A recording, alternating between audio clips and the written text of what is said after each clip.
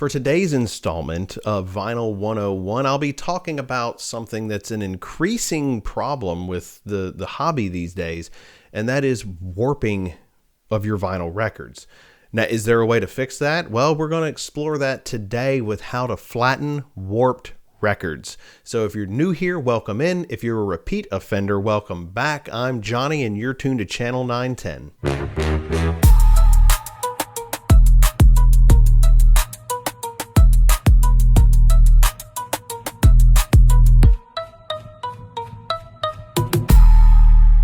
Whether you're new to the hobby or you've been doing it for a long time, you have probably run across a situation where you have a warped record. Now, there are different types of warps. I'll briefly touch on those here in this video.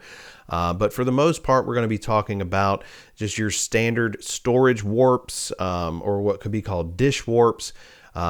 And how can we fix that, if we can fix it at all? I'm going to use a recent acquisition of mine. I picked up this DGC Rarities from Interscope Records. It's a brand new record. I broke the seal on this when it came in, so it was brand new for me.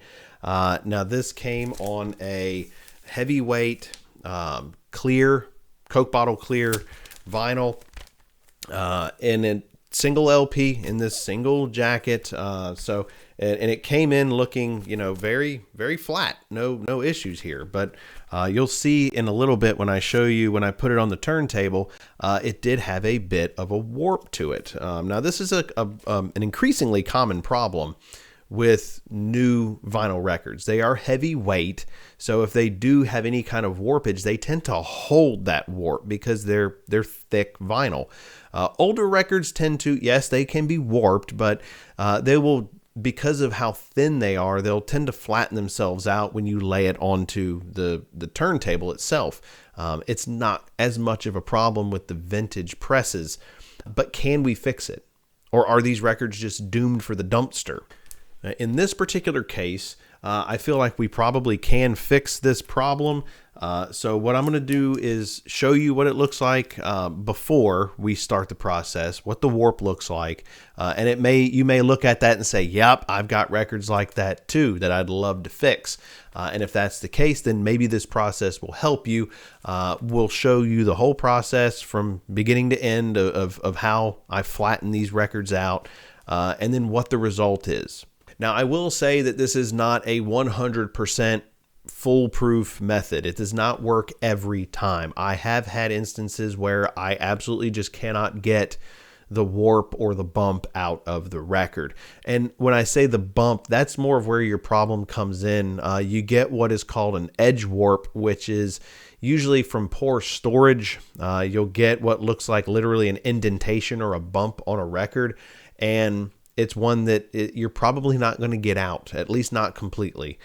These are usually better identified by what I call like your standard warp is what is kind of like a roller coaster warp, where you'll get kind of this action as it goes around. Whereas with an edge warp or an edge bump, you'll notice your tone arm, when it sits, as the record goes around, you'll get a very violent jump.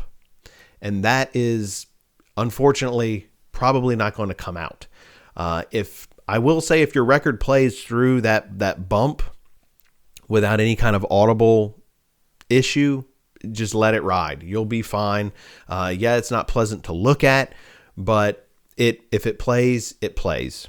So with that being said, we can talk about kind of the different methods of flattening. And what I'm going to be using is, it's not the DIY method. That's kind of your entry-level method. I don't recommend the DIY method for flattening records, because a lot of times that involves using like an oven or an iron or something of that nature, where you can't really control the temperature very well, and you could end up damaging your record. So if you're brave enough to try it, or maybe you have some bargain bin records that are warped and you don't care if you mess them up, by all means. I'm not saying, you're not allowed to, because, hey, you do what you want. It's your stuff. But you do risk damaging your records with these DIY methods that usually involve, like you'll see online, like pieces of glass, and then you put it in the oven and you cook it for a certain amount of time. But I don't recommend it. So that's the DIY method. I feel like what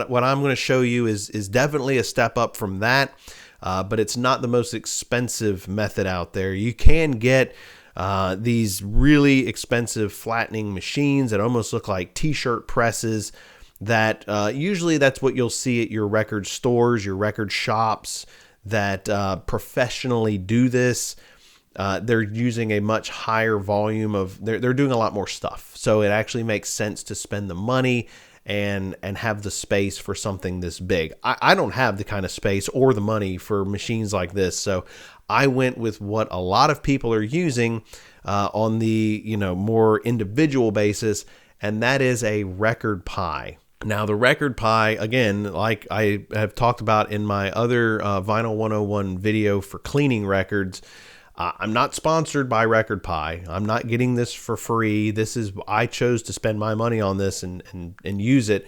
I'm just letting you guys know what it is I do use, and it is this method. Some people call it the pizza bag, but what it virtually is it's a laptop bag that has heating elements that heat up a metal contraption that your record goes into, but it can control the temperature. So it is a controlled environment rather than the oven that I was talking about earlier. This is something that has a lot of safeguards in place, designed exactly for what you're trying to do, which is flatten your record. But as promised, let you take a look at what this record looked like on the turntable before flattening. So as you can see from the side view, it's not a terrible warp, but it's definitely there. When you look at it head on, you can see as well here, it's definitely has that what I call roller coaster warp. So this is the device itself. And looking at the pieces we have here, you have a wing nut that holds this interior piece together. Now, the interior piece includes this heavy metal topper. This is what provides the weight for the top of the record.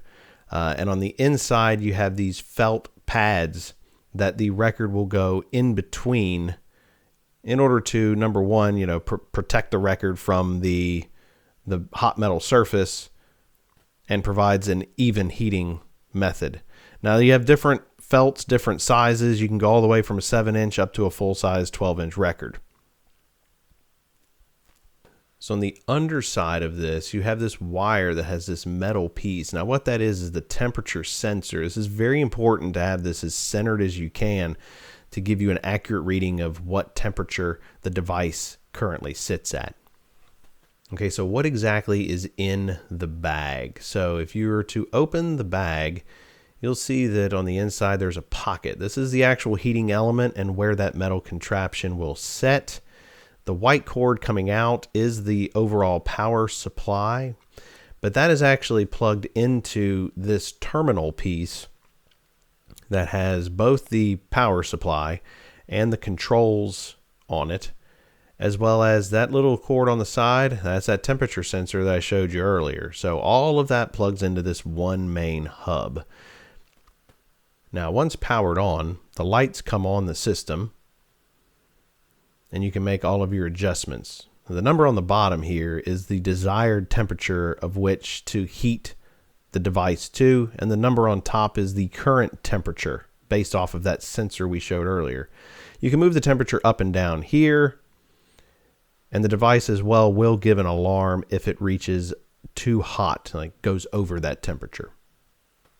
So something that I need to state before going further, before you put a record into this device, you want to make sure that it is clean. You don't want to, what I call, cook the record with any debris on it, because what essentially will happen is you're baking all of that debris into the vinyl at that point. So you want to make sure that the record's clean. Now, how do you clean a record? Well, if you missed our previous episode of Vinyl 101 where I talked about cleaning, then you can check that out right up here and make sure that you clean the record properly before you put it into this device. With that being said, let's continue. So we start by opening the bag, removing the metal device from the inside pocket, removing the wing nut and then the top metal piece. I will say at this point too, you probably want to go ahead and turn the device on, let it start heating up, because it does take about 30 to 45 minutes to heat completely. Make sure that that felt piece is still on the bottom. You don't want the record touching that red metal directly. You're going to damage the record if you do. Place the record directly onto that felt piece. Again, making sure that the record and the felt as well are clean and free of debris. Placing another felt piece on top of the record. And I will say at this point, the key to flattening for me is to place another record on top. So you're going to be cooking two records at the same time. Now you may just have a throwaway record that you want to just put in here to serve this purpose. In the case that I have today is I'm actually flattening two records at the same time that need to be flattened. But as long as you have something on the top. Tighten down that wing nut, making sure that everything is secure. Take the whole device, slide it back into the bag. Zip it closed. Now it will not close all the way because the power cord will still be hanging out from the front, but as long as you have it mostly closed, you're good. Now that the record is in the bag, in the device, you let it set for 4 hours. Now that might seem like a lot, but this is a process that takes time. So this is not something that you can just, pump out the record one after the other. It's going to take some time to get the result that you're looking for. So I have found that there are certain numbers that you want to go with. I did show there that you want to put 2 records in. I highly recommend this. I've done it with just the one, and it does work, but it actually takes longer to get the results you're looking for. The 2 record system, for whatever reason, it just works. Just go with what works. And in this case, it's the 2 records. I will say the manual, when you get the device, states to what I call cook it for 2 hours at 120 degrees Fahrenheit. This is not nearly warm enough or nearly long enough. You need to go I go at 140 degrees. I've seen people that go even a little bit higher than that. I think 140 for me is the magic number. You're going to have to do it for 4 hours though. So the 2 hour 120, I think they're just being safe. They don't want you to ruin your stuff and then blame them. I'm saying based off of trial and error, I have put my own records of high value into this record pie with these exact numbers, and I've had no problems. I feel perfectly safe doing it this way. So I recommend 140 degrees at 4 hours. So after the 4 hours, what are we looking at?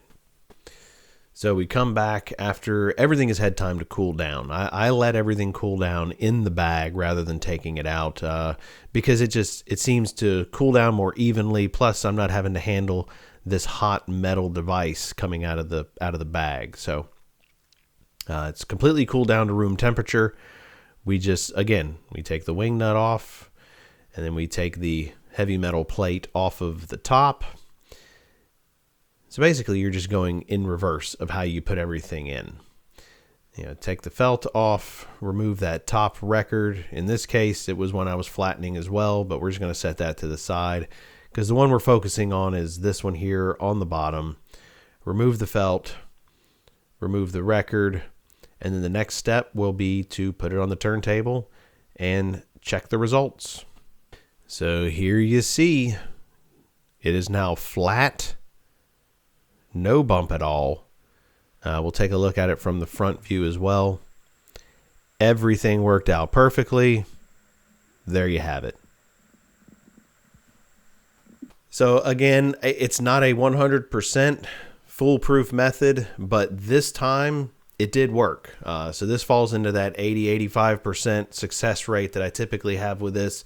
The thicker the vinyl, sometimes it may take a little longer than the 4 hours. This one, exactly 4 hours at 140 degrees. and we have success. So now I have a perfectly flat record. Even though there was no playing issues, that record played fine. You couldn't hear anything audible. I just didn't want to look at the warp. So this is one of those times where worked out perfectly, no issues, and this device worked perfectly for me. So overall, do I recommend the RecordPi flattening system? I do. And if there's a method out there that's similar to this, like a bag heater method, I think it would probably work equally as well. RecordPi is a no name in the hobby, and I think that it's kind of battle tested to be kind of the industry standard for at-home record flattening. You know, for the price, yes, to get one, it's not exactly the cheapest thing. I think I paid somewhere in the neighborhood of $350. It could be a little lower, a little higher, depending on when you're buying it, if there's a special going on. But that's roughly the price you're going to pay. So is it cheap? No. But does it kind of pay for itself, especially if you have a larger collection? Absolutely. Because if you take these to your local shops, I've seen people that charge as much as, $5 or $10 per record to flatten it. So if you have a large collection, this thing will pay for itself relatively quickly. And if you have friends that don't have one of these and you do, maybe you could charge them $5 per record. I'm just saying, you got to get your money back somehow. But if you're interested in obtaining one, I'll drop a link down in the description so you can hunt it down and see if it works for you. Otherwise, this was just really for educational purposes to kind of show you how I flatten out my collection. Maybe it'll work for yours as well. So as always, if you liked the video, then hey, give it a like down below. Leave me some comments to let me know what you think. If you're not subscribed, why not? Go ahead and do that at this time. And if you have a friend that has a giant collection of warped records, then maybe share this video with them so that they can maybe be on their way to flattening out all of their valued collection. But if you're still watching to this point, guys, thank you so much. And I ask that you stay educated and keep them spinning.